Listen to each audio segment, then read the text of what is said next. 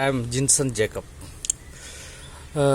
ഇന്നലെ എന്നോടൊരു സുഹൃത്ത് ചോദിക്കുക ഉണ്ടായി, അനന്തശക്തി പ്രഭാവവാനായ ദൈവത്തിന് മനുഷ്യരുമായി ബന്ധപ്പെടുവാനായിട്ട് ദൂതന്മാരുടെ ആവശ്യമുണ്ടോ?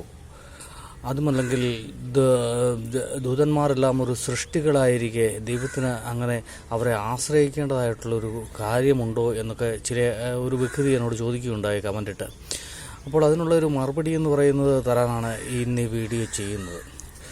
മനുഷ്യനുമായിട്ട് ബന്ധപ്പെടുവാനായിട്ട് സർവശക്തനായ ദൈവത്തിന് ദൂതന്മാരുടെ ആവശ്യമില്ല എങ്കിൽ പോലും ചില സാഹചര്യങ്ങളിൽ ദൂതന്മാരെ ഉപയോഗിച്ചുകൊണ്ട് തന്നെയാണ് മനുഷ്യനുമായിട്ട് ദൈവം ബന്ധപ്പെടുന്നത്. കാരണം ദൈവം നേരിട്ട് ബന്ധപ്പെട്ട് കഴിഞ്ഞാൽ തീർച്ചയായിട്ടും അതേ ആനുകൂല്യങ്ങൾ തന്നെ സാത്താനും ആവശ്യപ്പെടുവാനായിട്ടുള്ള ഒരു സാധ്യതയുണ്ട്.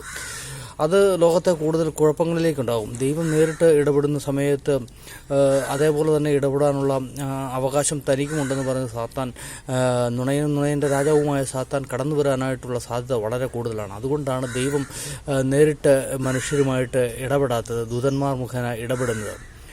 ദൈവത്തെ യേശുക്രിസ്തുവിൻ്റെ വാക്കുകൾ പറഞ്ഞാൽ അനന്ത ശക്തി പ്രഭാവവാനായ ദൈവത്തെ ഒരിക്കലും ആരും കണ്ടിട്ടില്ല. ദൈവത്തെ ആകപ്പാടെ കണ്ടിട്ടുള്ള മുഖാമുഖം കണ്ടിട്ടുള്ളത് യേശുക്രിസ്തു മാത്രമാണ്, പുത്രനായ ദൈവം മാത്രമാണ് കണ്ടിരിക്കുന്നത്. അതുകൊണ്ടാണ് ദൈവത്തിൻ്റെ അടുത്തേക്ക് പോകുവാനായിട്ട്, അല്ലെങ്കിൽ ദൈവത്തെ പോലെ അതിശക്തനായ വ്യക്തിയുടെ അടുത്തേക്ക് കടന്നു ചെല്ലാൻ ദുർബലനായ മനുഷ്യന് സാധ്യമല്ല എന്ന് മനസ്സിലാക്കിയതിന് ശേഷമാണ് ദൈവം മനുഷ്യനായിട്ട് തൻ്റെ പുത്രനായ ദൈവത്തെ തന്നെ അയക്കുന്നതായിട്ട് മനുഷ്യൻ്റെ ഉള്ളിലേക്ക്, മനുഷ്യൻ്റെ അടുത്തേക്ക് കടന്നു വരുന്ന ഒരു ദൈവമാണ് ക്രിസ്ത്യാനികളുടെ ദൈവം എന്ന് പറയുന്നത്. അല്ലാതെ അകലങ്ങളിൽ നിന്ന് എന്തെങ്കിലും കമാൻഡ് ചെയ്യുന്ന ദൈവമല്ല.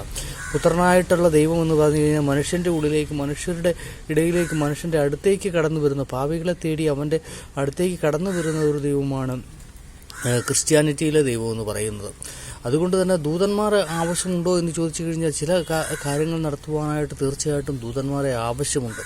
ഈ ദൂതന്മാരെ ഉപയോഗിച്ച് തന്നെയാണ് ബൈബിൾ അടിസ്ഥാനപ്പെടുത്തി, മറ്റു ഗ്രന്ഥങ്ങളെ അടിസ്ഥാനപ്പെടുത്തി പറയുവാൻ ഞാൻ ആളല്ല.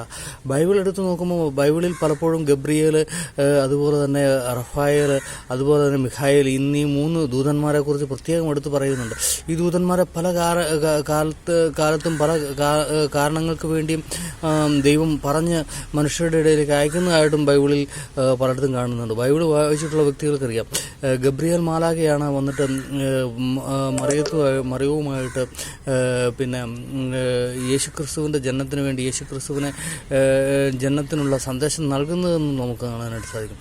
അങ്ങനെ ബൈബിളിൽ അടിസ്ഥാനപ്പെടുത്തി നോക്കുമ്പോൾ ദൂതന്മാരുടെ അസ്തിത്വമുണ്ട് എന്നുള്ളത് നമ്മൾ മനസ്സിലാക്കിക്കൊള്ളണം.